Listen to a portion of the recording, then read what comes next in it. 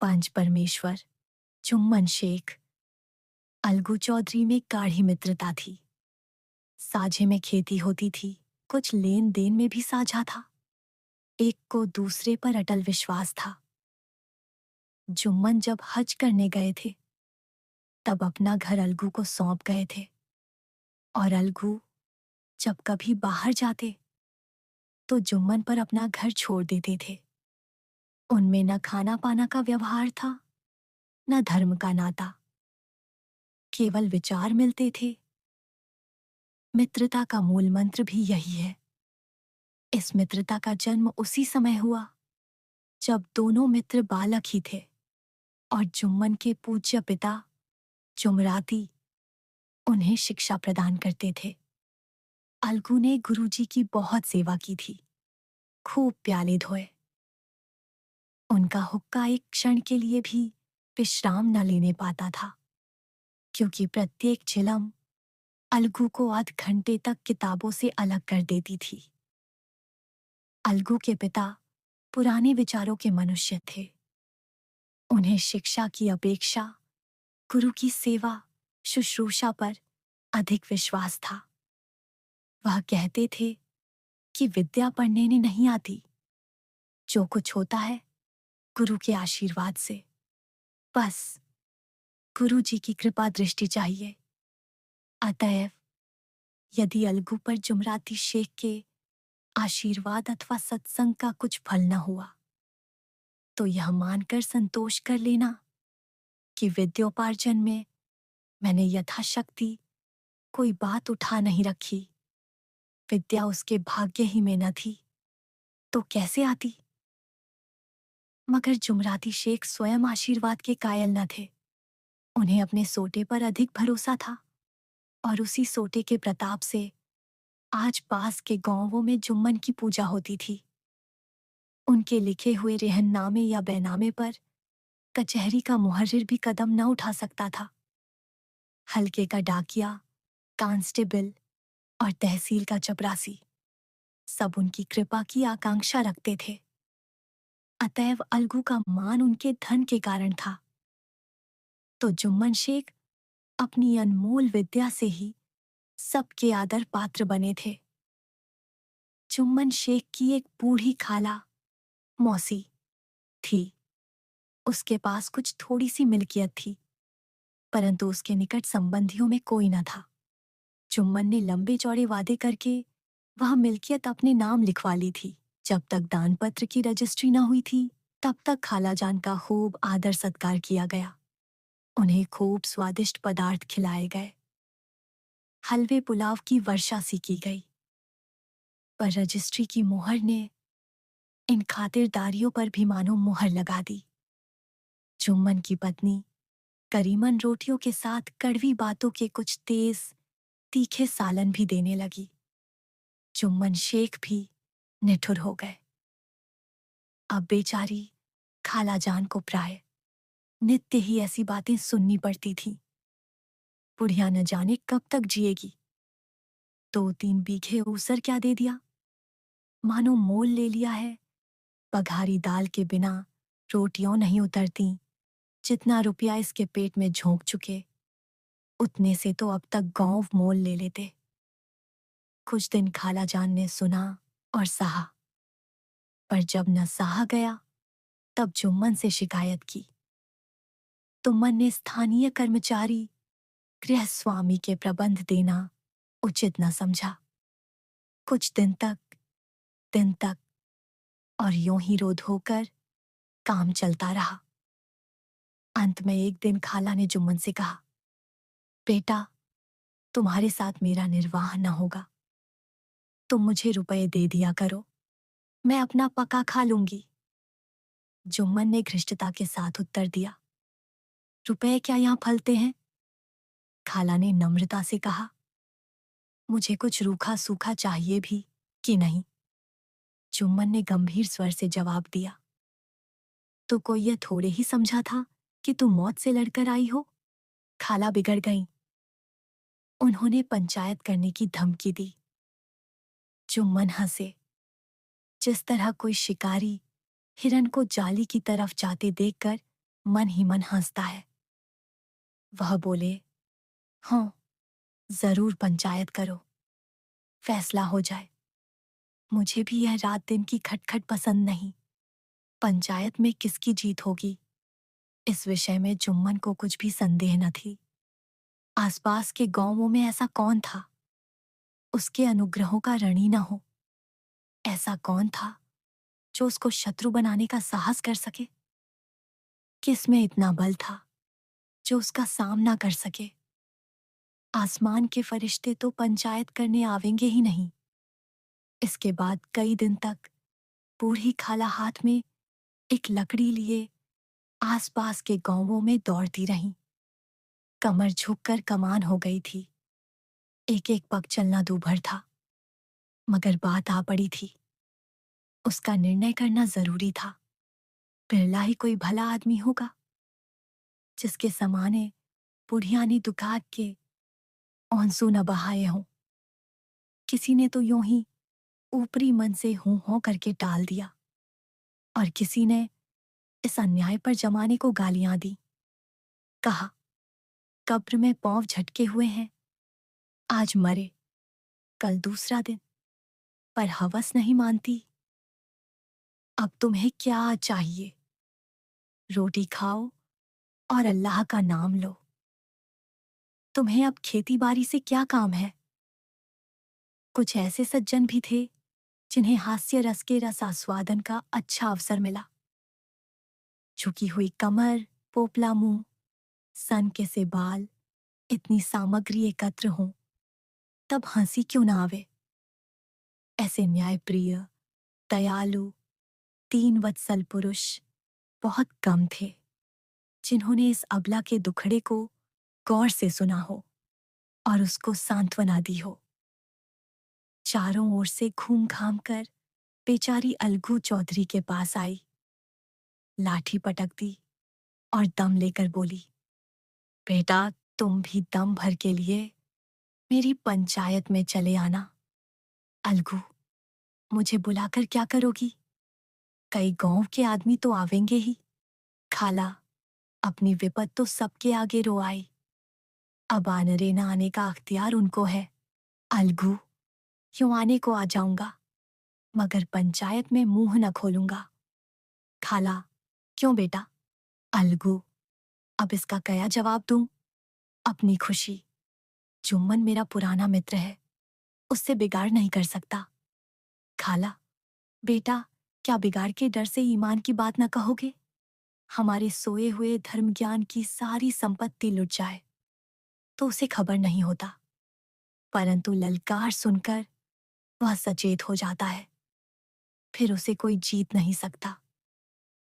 अलगू इस सवाल का काय उत्तर न दे सका, पर उसके हृदय में ये शब्द गूंज रहे थे, क्या बिगाड़ के डर से ईमान की बात न कहोगे? संध्या समय एक पेड़ के नीचे पंचायत बैठी। शेख जुम्मन ने पहले से ही फर्श बिछा रखा था।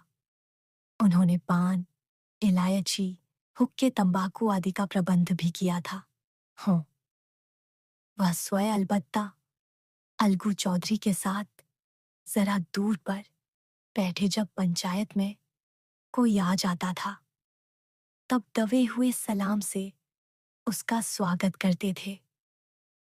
जब सूर्य अस्त हो गया और चिड़ियों की कलरव युक्त पंचायत पेड़ों पर बैठी, तब यहां भी पंचायत शुरू हुई। फर्श की एक एक अंगुल जमीन भर गई, पर अधिकांश दर्शक ही थे।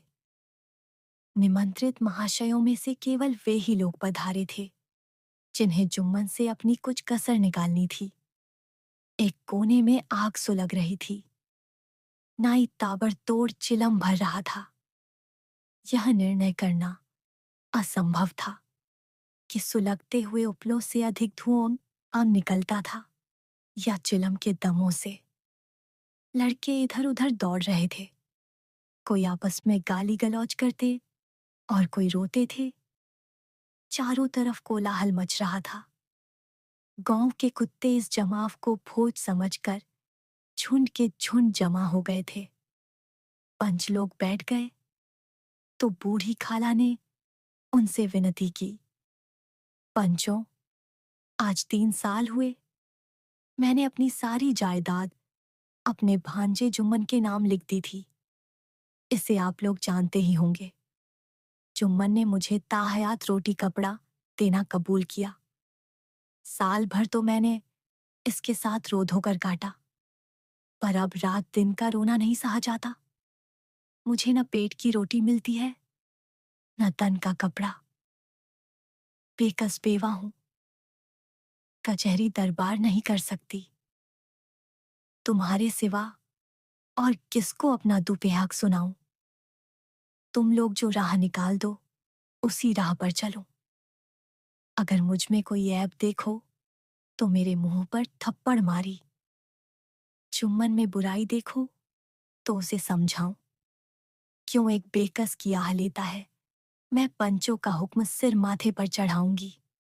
रामधन मिश्र, जिनके कई असामियों को जुम्मन ने अपने गांव में बसा लिया था, बोले, जुम्मन मियाँ, किसे पंच बदते हो? अभी से इसका निपटारा कर लो। फिर जो कुछ पंच कहेंगे वही मानना पड़ेगा। जुम्मन को इस समय सदस्यों में विशेषकर वे ही लोग दिख पड़े जिनसे किसी न किसी कारण उनका वैमनस्य था। जुम्मन बोले, पंचों का हुक्म अल्लाह का हुक्म है। खाला जान जिसे चाहे उसे बधें, मुझे कोई उज्र नहीं। खाला ने चिल्लाकर कहा, अरे अल्लाह के बंदे, पंचों का नाम क्यों नहीं बता देता? कुछ मुझे भी तो मालूम हो। जुम्मन ने क्रोध से कहा, इस वक्त मेरा मुंह न खुलवाओ। तुम्हारी बन पड़ी है, जिसे चाहो पंच बदो। खालाजान जुम्मन के आक्षेप को समझ गईं। वह बोली, बेटा, खुदा से डरो। पंच न किसी के दोस्त होते हैं, न किसी के दुश्मन। कैसी बात कहते हो? और तुम्हारा किसी पर विश्वास ना हो तो जाने दो। अलगू चौधरी को तो मानते हो, लो, मैं उन्हीं को सरपंच बदती हूं। जुम्मन शेख आनंद से फूल उठे, परंतु भावों को छिपाकर बोले, अलगू ही सही। मेरे लिए जैसे रामधन वैसे अलगू। अलगू इस झमेले में फंसना नहीं चाहते थे। वे कन्नी काटने लगे, बोले, खाला, तुम जानती हो कि मेरी जुम्मन से गाढ़ी दोस्ती है। खाला ने गंभीर स्वर में कहा, बेटा, दोस्ती के लिए कोई अपना ईमान नहीं बेचता। पंच के दिल में खुदा बसता है। पंचों के मुंह से जो बात निकलती है वह खुदा की तरफ से निकलती है। अलगू चौधरी सरपंच हुए। रामधन मिश्र और जुम्मन के दूसरे विरोधियों ने बुढ़िया को मन में बहुत कोसा। अलगू चौधरी बोले, शेख जुम्मन, हम और तुम पुराने दोस्त हैं। जब काम पड़ा तुमने हमारी मदद की है, और हम भी जो कुछ बन पड़ा तुम्हारी सेवा करते रहे हैं। मगर इस समय तुम और बूढ़ी खाला दोनों हमारी निगाह में बराबर हो। तुमको पंचों से जो कुछ अर्ज करनी हो करो। जुम्मन को पूरा विश्वास था कि अब बाजी मेरी है। अलग यह सब दिखावे की बातें कर रहा है। अतएव शांत चित्त होकर बोले, पंचों, 3 साल हुए खाला जान ने अपनी जायदाद मेरे नाम हिब्बा कर दी थी। मैंने उन्हें ताहयात खाना कपड़ा देना कबूल किया था। खुदा गवाह है, आज तक मैंने खालाजान को कोई तकलीफ नहीं दी। मैं उन्हें अपनी मां के समान समझता हूं। उनकी खिदमत करना मेरा फर्ज है। मगर औरतों में जरा अनबन रहती है, उसमें मेरा क्या बस है? खालाजान मुझसे माहवार खर्च अलग मांगती है। जायदाद जितनी है वह पंचों से छिपी नहीं। उससे इतना मुनाफा नहीं होता है कि माहवार खर्च दे सकूं। इसके अलावा हिब्बानामे में माहवार खर्च का कोई जिक्र नहीं। नहीं तो मैं भूलकर भी इस झमेले में न पड़ता। बस मुझे यही कहना है, आइंदा पंचों का अख्तियार है, जो फैसला चाहे करे। अलगू चौधरी को हमेशा कचहरी से काम पड़ता था, अतएव वह पूरा कानूनी आदमी था। उसने जुम्मन से जिरह शुरू की। एक एक प्रश्न जुम्मन के हृदय पर हथौड़ी की चोट की तरह पड़ता था। रामधन मिश्र इस प्रश्नों पर मुग्ध हुए जाते थे। जुम्मन चकित थे कि अलगू को क्या हो गया। अभी यह अलगू मेरे साथ बैठी हुआ कैसी कैसी बातें कर रहा था। इतनी ही देर में ऐसी काया पलट हो गई कि मेरी जड़ खोदने पर तुला हुआ है। न मालूम कब की कसर यह निकाल रहा है। क्या इतने दिनों की दोस्ती कुछ भी काम न आवेगी? जुम्मन शेख तो इसी संकल्प विकल्प में पड़े हुए थे कि इतने में अलगू ने फैसला सुनाया। जुम्मन शेख तो इसी संकल्प विकल्प में पड़े हुए थे कि इतने में अलगू ने फैसला सुनाया। जुम्मन शेख पंचों ने इस मामले पर विचार किया। उन्हें यह नीति संगत मालूम होता है कि खाला जान को माहवार खर्च दिया जाए। हमारा विचार है कि खाला की जायदाद से इतना मुनाफा अवश्य होता है कि माहवार खर्च दिया जा सके। बस यही हमारा फैसला है। अगर जुम्मन को खर्च देना मंजूर न हो तो हिब्वानामा रद्द समझा जाए। यह फैसला सुनते ही जुम्मन सन्नाटे में आ गए। जो अपना मित्र हो वह शत्रु का व्यवहार करे और गले पर छुरी फेरे, इसे समय के हेर फेर के सिवा और क्या कहें। जिस पर पूरा भरोसा था उसने समय पड़ने पर धोखा दिया। ऐसे ही अवसरों पर झूठे सच्चे मित्रों की परीक्षा की जाती है। यही कलयुग की दोस्ती है। अगर लोग ऐसे कपटी धोखेबाज न होते तो देश में आपत्तियों का प्रकोप क्यों होता? यह हैजा प्लेग आदि व्याधियों और दुष्कर्मों के ही दंड हैं। मगर रामधन मिश्र और अन्य पंच अलगू चौधरी की इस नीति परायणता को प्रशंसा जी खोल कर रहे थे। वे कहते थे, इसका नाम पंचायत है दूध का दूध और पानी का पानी कर दिया। दोस्ती दोस्ती की जगह है, किंतु धर्म का पालन करना मुख्य है। ऐसे ही सत्यवादियों के बल पर पृथ्वी ठहरी है, नहीं तो वह कब की रसातल को चली जाती। इस फैसले ने अलगू और जुम्मन की दोस्ती की जड़ हिला दी। अब वे साथ साथ बातें करते नहीं दिखाई देते। इतना पुराना मित्रता रूपी वृक्ष सत्य का एक झोंका भी न सह सका। सचमुच वह बालू की ही जमीन पर खड़ा था। उनमें अब शिष्टाचार का अधिक व्यवहार होने लगा।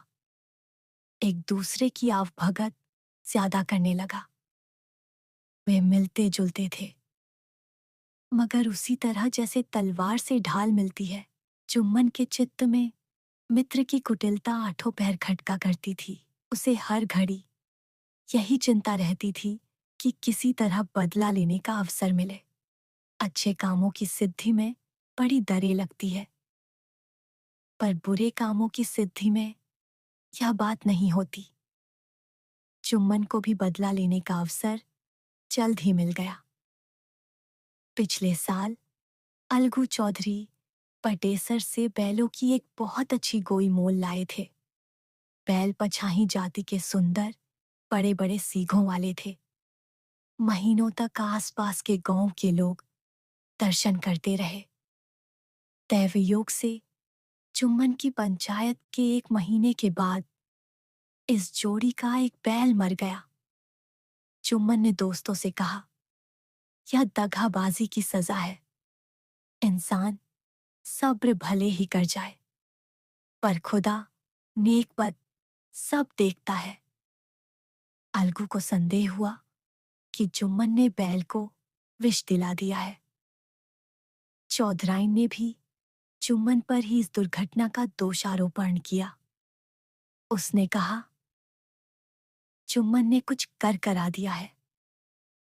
चौधराइन और करीमन में इस विषय पर एक दिन खूब ही वाद विवाद हुआ।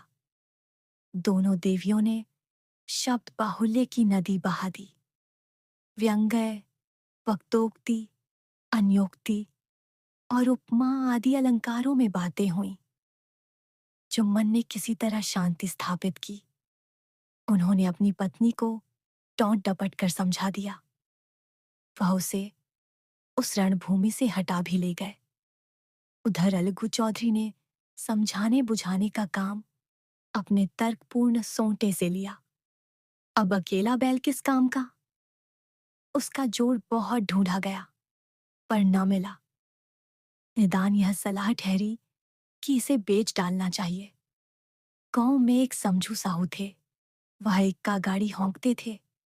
गांव के गुड़घी लाद कर मंडी ले जाते।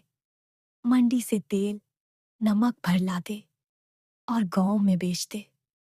इस बैल पर उनका मन लहराया।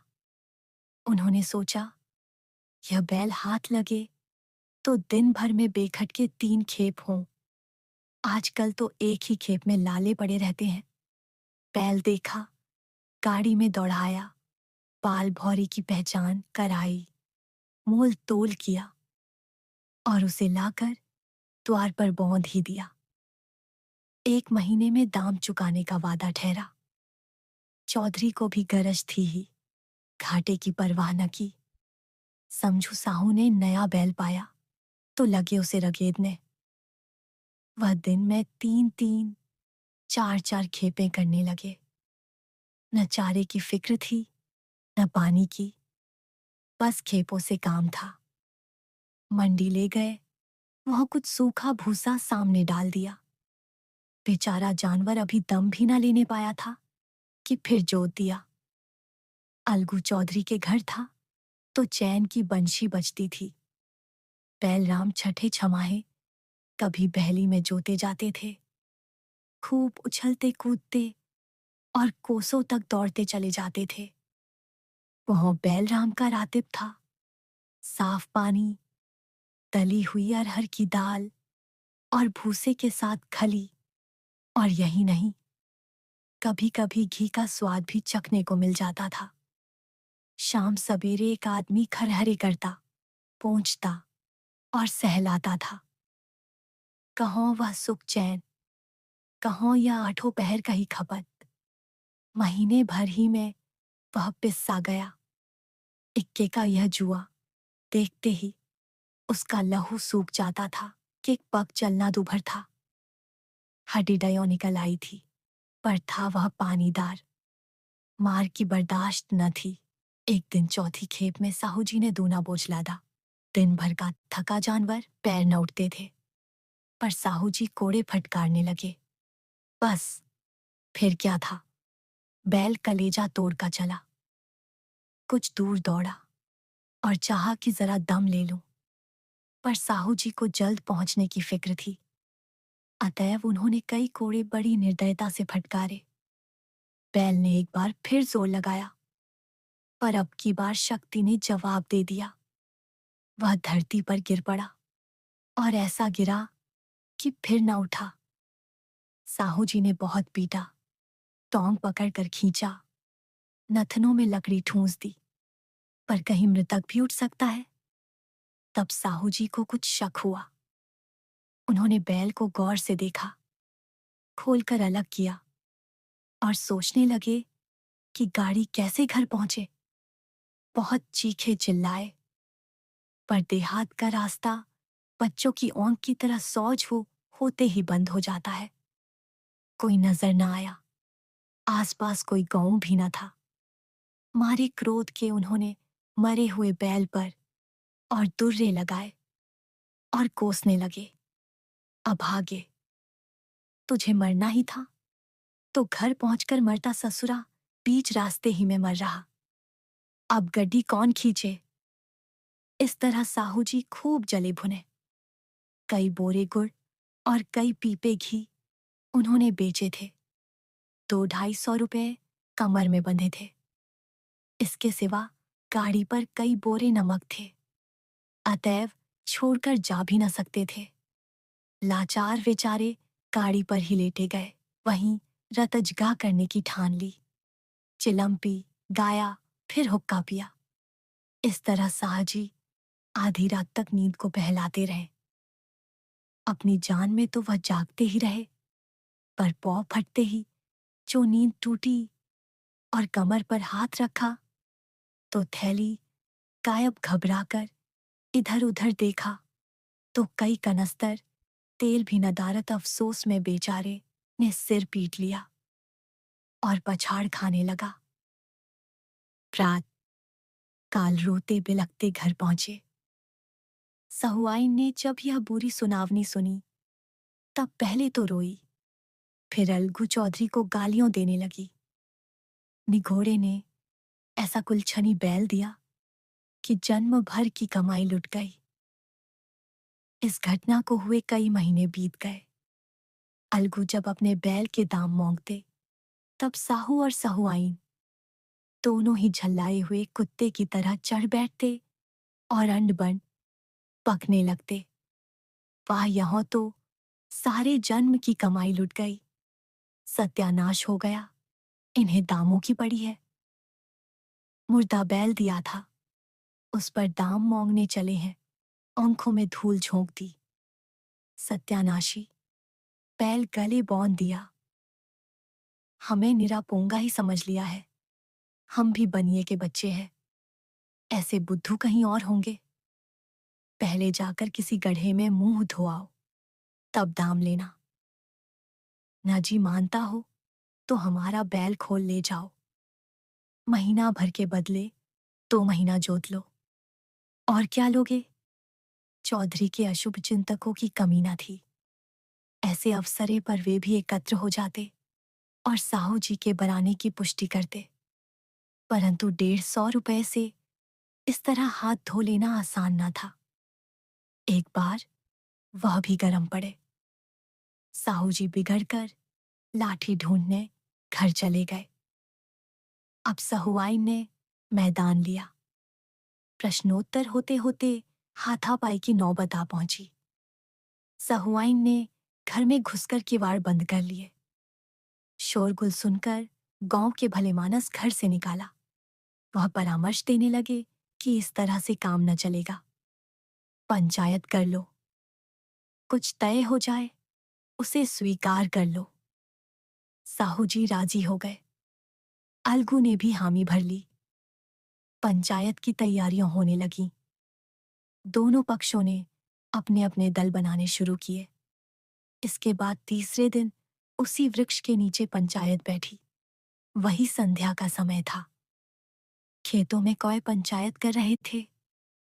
विवादग्रस्त विषय था यह कि मटर की फलियों पर उनका कोई स्वत्व है या नहीं, और जब तक यह प्रश्न हल न हो जाए तब तक वे रखवाले की पुकार पर अपनी अप्रसन्नता प्रकट करना आवश्यक समझते थे। पेड़ की डालियों पर बैठी शुक मंडली में वह प्रश्न छिड़ा हुआ था कि मनुष्यों को उन्हें वेसुरौवत कहने का क्या अधिकार है, जब उन्हें स्वयं अपने मित्रों से दगा करने में भी संकोच नहीं होता। पंचायत बैठ गई तो रामधन मिश्र ने कहा, अब देरी क्या है, पंचों का चुनाव हो जाना चाहिए। बोलो चौधरी, किस किस को पंच बदते हो? अलगू ने दीन भाव से कहा। समझू साहू ही चुन ले।